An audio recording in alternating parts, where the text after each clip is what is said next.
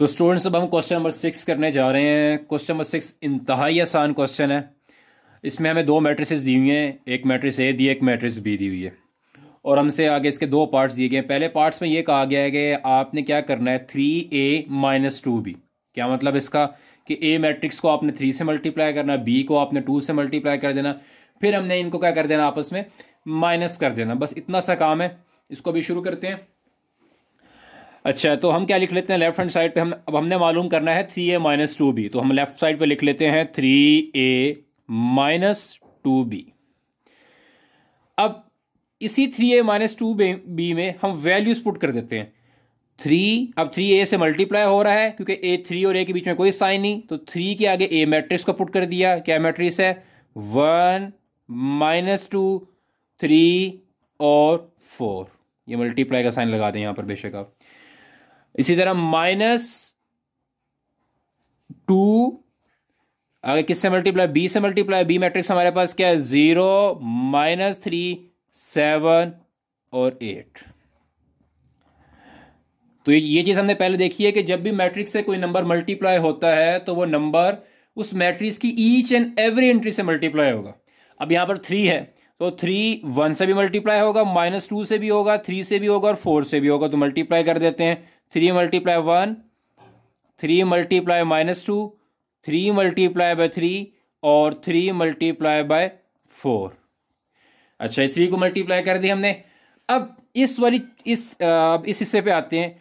इस हिस्से पे आपने एक चीज का खास ख्याल रखना है।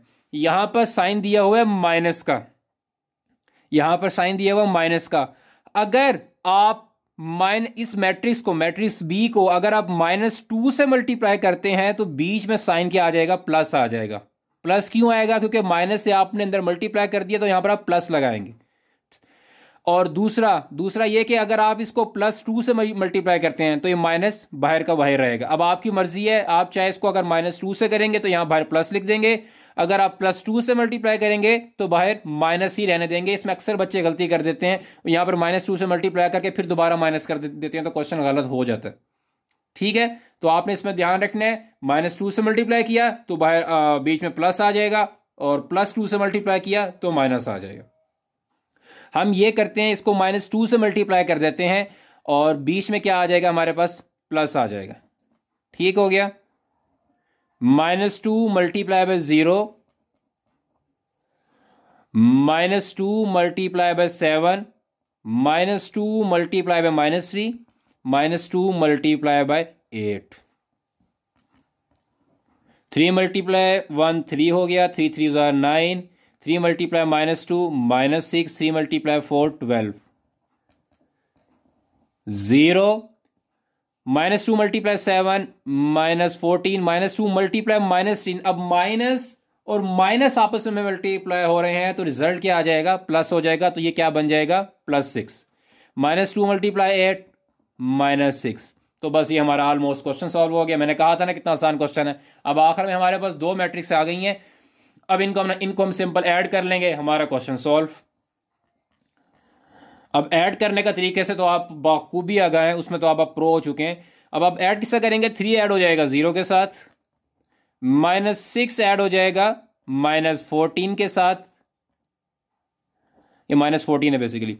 उसके बाद 9 + 6 12 + -16, 3 + 0 3 -6 और -14 दैट विल बी -20, क्योंकि प्लस माइनस माइनस हो जाएगा। 9 + 6 दैट विल बी 15, 12 ± -16 तो दैट विल बी -4। तो ये आपका आंसर आ गया है। किस इसका आंसर आ गया हमारे पास? ये 3a-2b का आंसर आ गया। इंतहाई आसान क्वेश्चन था और वो हमने बड़े आसानी से कर लिया। अब इसका पार्ट बी देखते हैं। पार्ट बी भी इंतहाई आसान है। पार्ट बी भी बिल्कुल पार्ट ए की तरह है, जो पार्ट 1 की तरह है। बस हमने करना क्या है इसमें कि हमने ए और बी का ट्रांसपोज ले लेना है। तो हम क्वेश्चन हमने लिख लेते हैं, हमने क्या सॉल्व करना है राइट हैंड साइड पे, 2a transpose -3b transpose. 2 × a matrix को लिख लेते हैं यहाँ पर, 1 -2 3 और 4। अब हमने इसका ट्रांसपोज लिखना तो इसके ऊपर आपने टी लगा देना है। इसी तरह -3, अब 3 पे मल्टीप्लाई हो रहा है, 0 7 -3 8 और इसका ट्रांसपोज। ठीक हो गया। अब ट्रांसपोज तो लेना आपको वैसे ही आता है, तो पहले ट्रांसपोज ले लेते हैं। ट्रांसपोज क्या हो जाएगा, रो को कॉलम में तब्दील कर देते हैं। ये 1 -2 है तो ये 1 नीचे की तरफ, 2 नीचे आगे तरफ आ जाएगा। 3 4 है तो इसको कॉलम में कन्वर्ट कर देंगे तो दैट विल बी 3 और 4। ठीक हो गया। इसी तरह अब इसमें आते हैं, 0 7 नीचे आ गया, -3 ऊपर चला गया और 8 नीचे आ गया। अब इनको मल्टीप्लाई करते हैं, 2 से मल्टीप्लाई कर दें हम पहले। 2 × 1 2 × 3 2 × -2 2 × 4। अब दोबारा -3 आ गया यहां पर। अब चाहें तो आप इसको -3 से मल्टीप्लाई कर दें तो बीच में क्या आ जाएगा, प्लस आ जाएगा, जिस तरह हमने ऊपर किया है। या आप इसको 3 से मल्टीप्लाई कर दें तो यहां पर माइनस आ जाएगा। इस दफा हम 3 से मल्टीप्लाई करते हैं और यहां पर माइनस छोड़ देते हैं। 3 × 0 3 × -3 3 × 7 3 × 8।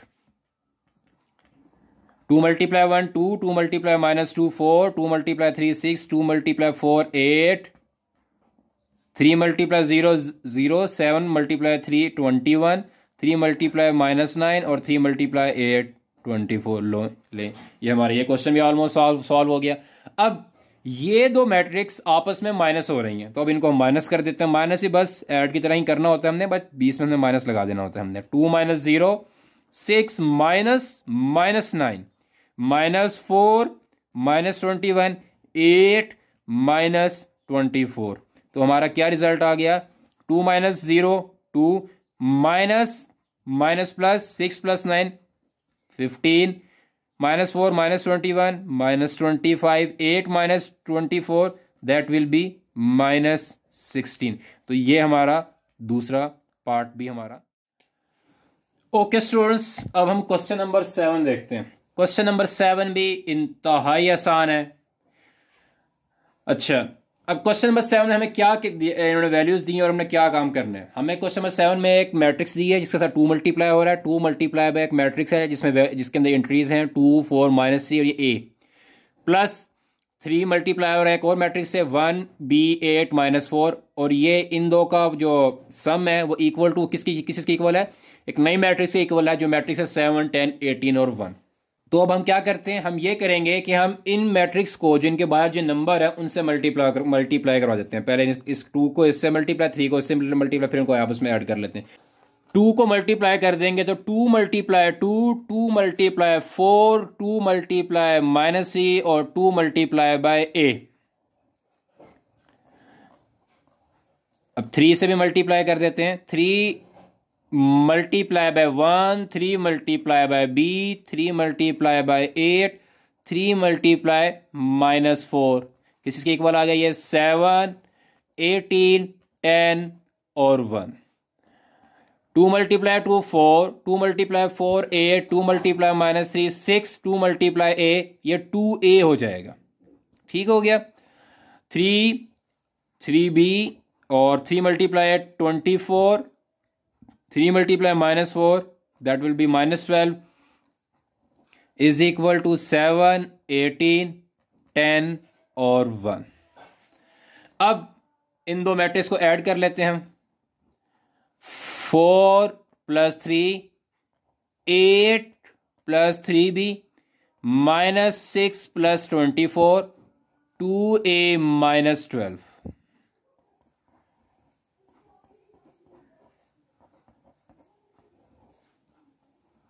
4 + 3 7 -6 + 24 क्या हो गया, 18 हो गया। अब मुझे बताएं 8 + 3b क्या होगा, क्या 8 + 3b 11 भी बन जाएगा? नहीं, 8 + 3b 11 नहीं बन सकता। हमने पहले भी एक एक्सरसाइज में देखा है कि ये b एक वेरिएबल है और ये कांस्टेंट और वेरिएबल आपस में ऐड नहीं हो सकते, उनको हम एज इट इज ही लिखेंगे। तो इसको हम एज इट इज 8 + 3b ही लिखेंगे। जिस तरह नीचे 2a -12 आ गया तो ये क्या -10 हो जाएगा? नहीं, ये भी एज इट इज ही रहेगा क्योंकि a हमारे पास वेरिएबल है और 12 हमारे पास एक कॉन्स्टेंट नंबर है, तो इनको हम आपस में माइनस नहीं कर सकते, ये एज इट इज ही रहेगा। ठीक हो गया।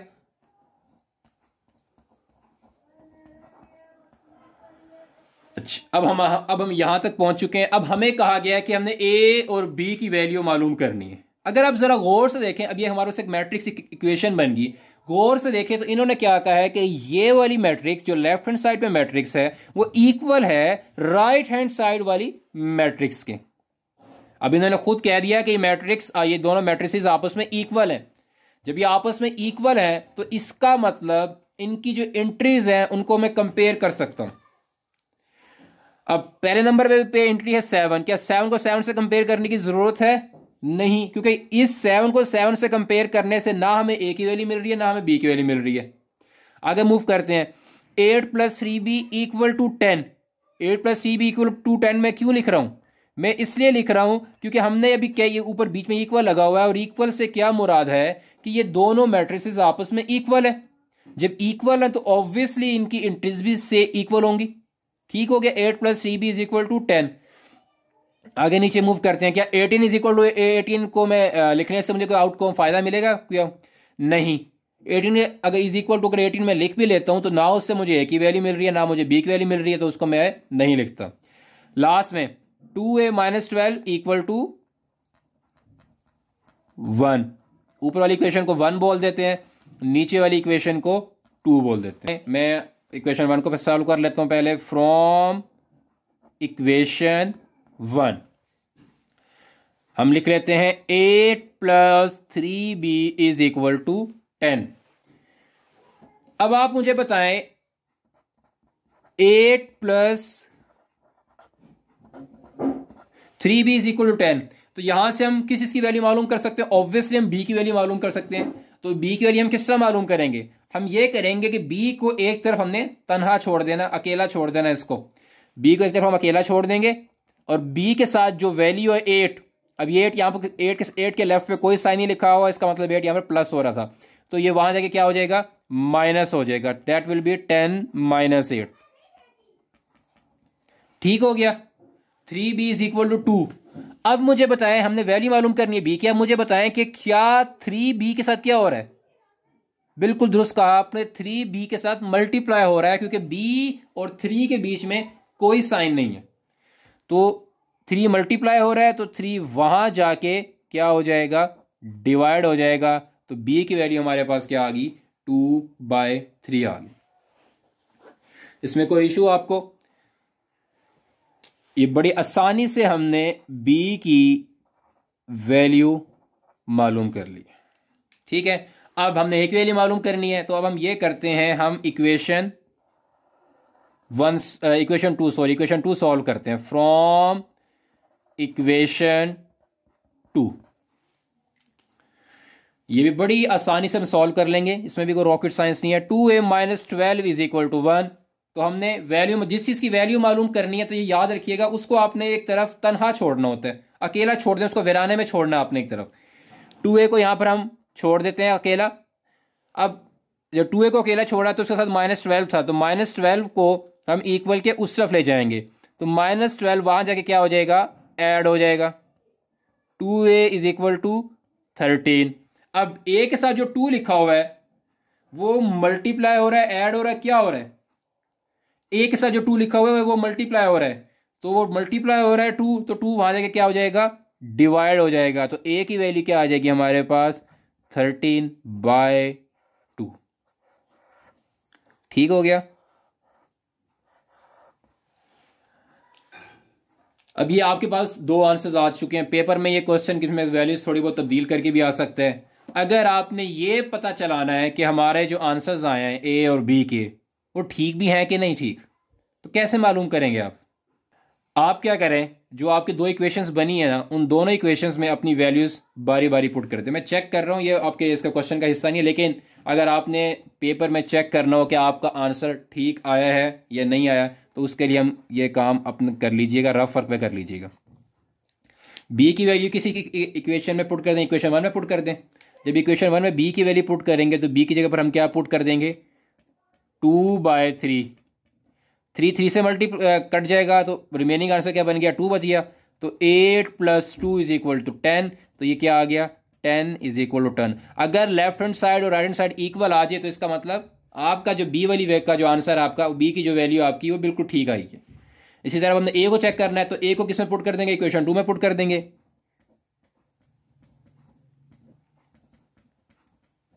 2 से कट गया, 13 बच गया यहाँ पर। 13 - 12 = 1, तो 1 = 1, ये दोनों आपस में इक्वल आ गए हैं, तो इसका मतलब ए की वैल्यू भी आपकी ठीक आई है। तो बड़ा आसान सा क्वेश्चन था और हमने बड़ी आसानी से कर लिया, इसमें कोई इतना मुश्किल वाली बात नहीं, सिंपल हमने ऐड करना था और कंपेयर करना था हमारा ये क्वेश्चन। ओके स्टूडेंट्स, अब हम मूव करते हैं क्वेश्चन नंबर 8 पे। क्वेश्चन नंबर 8 भी 6 क्वेश्चन नंबर 6 और 7 की तरह इंतहाई आसान, कोई इसमें मुश्किल वाली बात ही नहीं है। तो अब क्वेश्चन नंबर 8 शुरू करते हैं। क्वेश्चन नंबर 8 में हमें 2 पार्ट्स दिए हैं, तो इसमें हम एक पार्ट सॉल्व करेंगे। हम इसमें यूं करते हैं, हम इसमें पार्ट बी सॉल्व कर लेते हैं। अब पार्ट बी में हमें क्या क्या कहा गया है, हमें कहा गया है a - b का होल ट्रांसपोज, इसको हम क्या बोलेंगे, होल ट्रांसपोज बोलेंगे, क्योंकि a - b के बाहर ब्रैकेट्स लगी हैं, ब्रैकेट्स के बाहर ट्रांसपोज है, तो a - b का whole transpose is equal to a का ट्रांसपोज माइनस b का ट्रांसपोज। तो इसमें करना क्या है, मैं उम्मीद करता हूं कि आप लोगों को समझ तो आ चुकी होगी हमें क्या करना है। हम क्या करेंगे इनमें, अच्छा इन्होंने यहां पर लिखा हुआ है वेरीफाई करना है। वेरीफाई का मतलब ये है कि आपने शो करना है, प्रूव करना है कि इसके लेफ्ट हैंड साइड और राइट साइड क्या है, आपस में इक्वल है। तो पहले हम लेफ्ट हैंड साइड को सॉल्व कर लेंगे, फिर हम राइट हैंड साइड को सॉल्व कर लेंगे, और इन दोनों का रिजल्ट हमारा सेम आना चाहिए। पहले हम लेफ्ट हैंड साइड सॉल्व कर लेते हैं। लेफ्ट हैंड साइड हमें क्या कह रही है, a - b का होल ट्रांसपोज। एक बात आपने ध्यान में रखनी है, मैं पहले भी बता चुका हूं कि जो चीज आपको ब्रैकेट में दी जाएगी, जो चीज आपको ब्रैकेट में दी जाएगी, आपने हमेशा पहले उसको सॉल्व करना है, पहले आपने वो काम करना है। यहां पर हमें ब्रैकेट में दिया है a - b, क्या दिया हुआ है, a - b, तो पहले हम सिर्फ a - b मालूम करेंगे, ट्रांसपोज को हम बाद में मालूम करेंगे, ठीक है। अब फिर दूसरी बात मैंने आपको एक और बताई थी कि जो आप काम कर रहे हैं आपने लेफ्ट साइड पे सिर्फ उतना ही मेंशन करना है। अब हम a - b मालूम कर रहे हैं, तो आपने लेफ्ट हैंड साइड पे सिर्फ मेंशन करना है कि हम अभी a - b मालूम कर रहे हैं, ठीक हो गया। अब a की वैल्यू क्या है, 1 2 0 1, माइनस b की वैल्यू क्या है, 1 1 2 0। अब इनको माइनस करते हैं हम, वो ये तो अब आपके बाएं हाथ का काम है। 0 0 - 2 1 - 0, तो इनको जब हमने माइनस किया तो हमारे पास 1 - 1 0, 2 - 1 1, 0 - 2 -2, और 1 - 1 0 1 हो गया। अब हमने a - b मालूम कर लिया।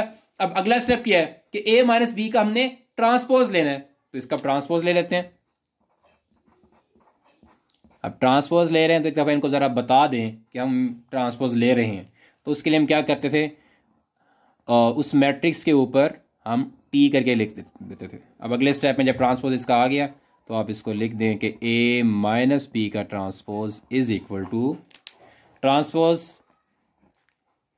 रो को कॉलम में, कॉलम को रो में, तो ये 0 1 आ गया और -2 1 आ गया। ये हमारे पास लेफ्ट हैंड साइड हमारी सॉल्व हो चुकी है, ठीक है।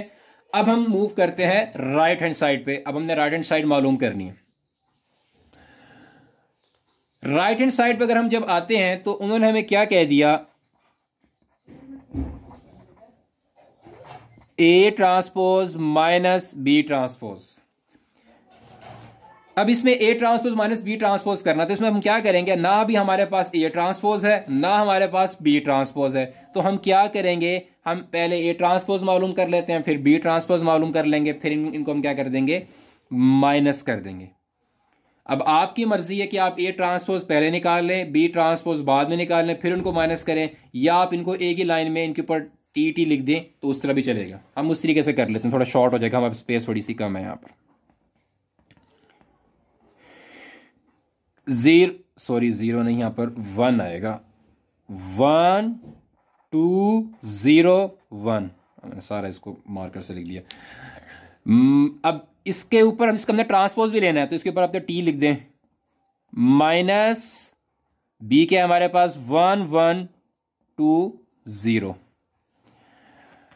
ट्रांसपोज लेंगे तो क्या आ जाएगा, ये हमारे पास 1 2 0 1 1 1 2 0। ये ट्रांसपोज ले लिया। अब इनको हम अगला स्टेप इनको माइनस कर देते हैं। माइनस बेहतर है कि नीचे लाइन पे कीजिएगा, हमारे पास स्पेस नहीं है, तो इसको हम इधर ही कर रहे हैं। 1 माइनस 1 0 माइनस 2 2 माइनस 1 1 माइनस 0। तो क्या हमारे पास रिजल्ट आ गया है, 1 माइनस 1 0 0 माइनस 2 2 माइनस 1 1 1 माइनस 0। ये भी सॉरी यहाँ पर 1 आएगा, ये 0 नहीं आएगा, मैं गलती से लिख दिया मैंने। और ये आ गया हमारे पास, ये हमारी राइट हैंड साइड सॉल्व होगी। ये राइट हैंड साइड हमारे पास क्या थी, a transpose minus B transpose. अब ज़रा गौर से देखिए, क्या हमारी लेफ्ट हैंड साइड और राइट हैंड साइड इक्वल आई हैं? जी हाँ, लेफ्ट हैंड साइड भी 0 माइनस 2 1 1 आई है, और राइट हैंड साइड भी हमारी यही आई है। तो आखिर में आप लाजमी लिख दिया करें कि हेंस प्रूव्ड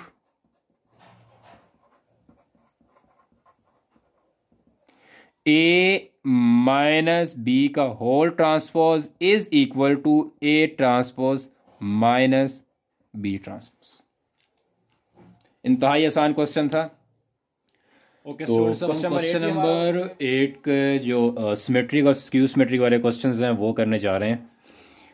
सिमेट्रिक और स्क्यू सिमेट्रिक के बारे में हमने बड़ी डिटेल में पढ़ा था एक्सरसाइज 1.2 के आगाज़ में, जब हमने टाइप्स ऑफ मैट्रिसेस पढ़ी थी। तो अब हम थोड़ा सा डिस्कस कर लेते हैं पहले कि सिमेट्रिक क्या होता है, स्क्यू सिमेट्रिक क्या होता है, और फिर हम आगे इनके क्वेश्चन शुरू करते हैं। सिमेट्रिक के मतलब हमने ये डेफिनेशन पढ़ी थी, कोई भी मैट्रिक्स हो उसका आप ट्रांसपोज ले लें, और ट्रांसपोज लेने के बाद अगर वो दोबारा ओरिजिनल मैट्रिक्स के इक्वल आ जाए तो दैट विल बी सिमेट्रिक। और स्क्यू सिमेट्रिक में हमने क्या पढ़ा था कि कोई भी मैट्रिक्स हो उसका आप ट्रांसपोज ले लें, और ट्रांसपोज लेने के बाद अगर वो मैट्रिक्स ओरिजिनल मैट्रिक्स के नेगेटिव के इक्वल आ जाए तो वो मैट्रिक्स क्या होगी, स्क्यू सिमेट्रिक होगी। ठीक हो गया। तो पहले हम पार्ट नंबर 3 कर लेते हैं, जिसमें हमें कहा गया कि a plus A transpose is symmetric. अब जरा इस क्वेश्चन में गौर से देखिएगा। अब यहां पर उन्होंने कहा है कि वेरीफाई करें कि a प्लस ए ट्रांसपोज पूरे के बारे में पूछा गया कि बताएं क्या पूरा a plus A transpose symmetric है कि नहीं है।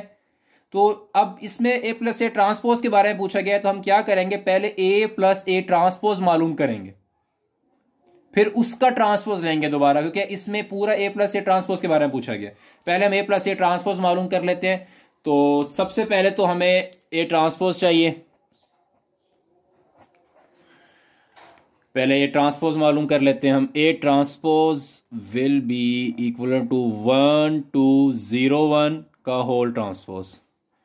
तो क्या हो जाएगा हमारे पास, 1 2 0 1। अब हम a प्लस ए ट्रांसपोज का सम कर लेते हैं, 1 2 0 1 plus 1 0 2 1। 1 plus 1 2 plus 0 0 plus 2 1 plus 1। तो ये हमारे पास क्या आंसर आ गया इसका, 2 2 2 2। अच्छा, अब इस क्वेश्चन में जैसा कि पूछा गया कि बताएं कि a plus A transpose symmetric है कि नहीं है। तो a plus A transpose symmetric कब होगा, a plus A transpose will B symmetric if अगर a प्लस ए ट्रांसपोज का होल ट्रांसपोज इक्वल आ जाए किसके, a प्लस ए ट्रांसपोज के। इसमें थोड़ा सा बच्चे कंफ्यूज हो जाते हैं कि आपने इसका दोबारा क्यों ट्रांसपोज हमने लिया। देखें, दरअसल जिस चीज़ के मुतालिक आपको कह देना कि आपने उस चीज़ को सिमेट्रिक मालूम करना है, तो पहले तो आपने वो चीज़ मालूम करनी है, पहले आप उस चीज़ को फाइंड करें। फाइंड करने के बाद आपने उसका दोबारा ट्रांसपोज, आपने उसका ट्रांसपोज लेना है। अगर उसका ट्रांसपोज लेने के बाद ट्रांसपोज से पहली वाली चीज आ जाए तो इसका मतलब वो पूरी जो भी इक्वेशन थी मैट्रिक्स की वो पूरी क्या होगी, वो सिमेट्रिक होगी। इस केस में क्या हो जाएगा, वो ए प्लस ए ट्रांसपोज सिमेट्रिक हो जाएगा। अब हमने ए प्लस ए ट्रांसपोज तो मालूम कर लिया है, तो अब हम क्या करते हैं, अब हम दोबारा इसका ट्रांसपोज मालूम करेंगे। 2 2 2 2 ट्रांसपोज, ये दोबारा 2 2 2 और ये 2 आ गया। अब जरा एक चीज गौर से देखें, ए प्लस ए ट्रांसपोज जो कि हमारे पास 2 2 2 2 है, और ए प्लस ए ट्रांसपोज का ट्रांसपोज, ये देखें बिल्कुल सेम आ चुके हैं। उसमें भी 2 2 2 2 है, इसमें भी 2 2 2 2 है। तो इसका मतलब हम नीचे लिख सकते हैं as A plus A transpose का whole transpose is equal to A plus A transpose, hence A plus A transpose is symmetric. ठीक है, तो इंतहाई आसान सा क्वेश्चन है, बस आपने इसमें कंफ्यूज नहीं होना।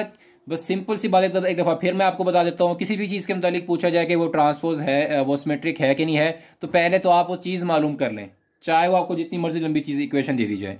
पहले आप वो चीज़ मालूम करें, फिर उसके बाद फिर आप उसका दोबारा ट्रांसपोज लें, और ट्रांसपोज के बाद अगर वो पीछे वाली चीज़ की इक्वलेंट आ जाए तो इसका मतलब वो सिमेट्रिक है। ठीक हो गया।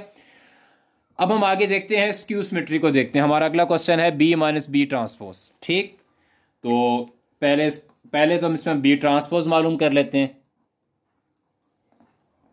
बिल्कुल सिमेट्रिक वाले क्वेश्चन की तरह है, कोई इसमें चेंज नहीं है, बस सॉल्व हमने बिल्कुल इस तरीके से करना है। इसका जब हम ट्रांसपोज लेंगे तो इसका ट्रांसपोज आ जाएगा, बी माइनस बी ट्रांसपोज मालूम कर लें। 1 1 2 0 माइनस 1 2 1 0, 1 माइनस 1 1 माइनस 2 2 माइनस 1 और 0 माइनस 0। तो ये क्या हो गया हमारे पास, 0 1 माइनस 2 माइनस 1 2 माइनस 1 1 और 0 माइनस 0। अभी तो हमारे पास आ गया b माइनस बी ट्रांसपोज। अब हम क्या करेंगे, अब हम b माइनस बी ट्रांसपोज का दोबारा ट्रांसपोज लेंगे।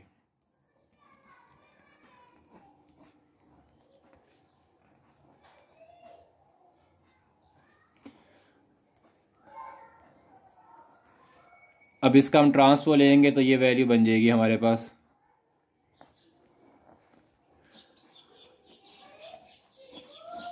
अब एक चीज जरा गौर से देखें। अब हमने किन दो मैट्रिसेस को कंपेयर करना है। एक हमने कंपेयर करना है बी माइनस बी ट्रांसपोज को, किससे कंपेयर करेंगे, बी माइनस बी ट्रांसपोज के होल ट्रांसपोज को, इस चीज को, और इन दो को कंपेयर करना है। अब जरा गौर से देखें, बी माइनस बी ट्रांसपोज और बी माइनस बी ट्रांसपोज में क्या फर्क नजर आ रहा है।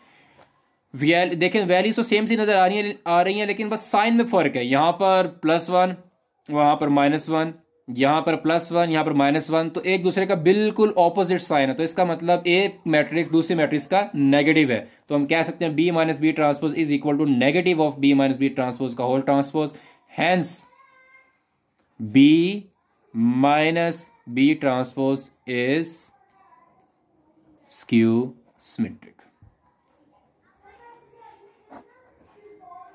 ठीक हो गया। इस तरह हमारी एक्सरसाइज 1.3 भी ख़त्म हो चुकी है। इंतहाई आसान एक्सरसाइज थी। इस एक्सरसाइज के मुतालिक कोई भी क्वेश्चन हो आपका तो कमेंट बॉक्स में नीचे ज़रूर बताइएगा, तो मैं कोशिश करूँगा कि आपकी क्वेरीज़ को हल किया जाए। Thank you.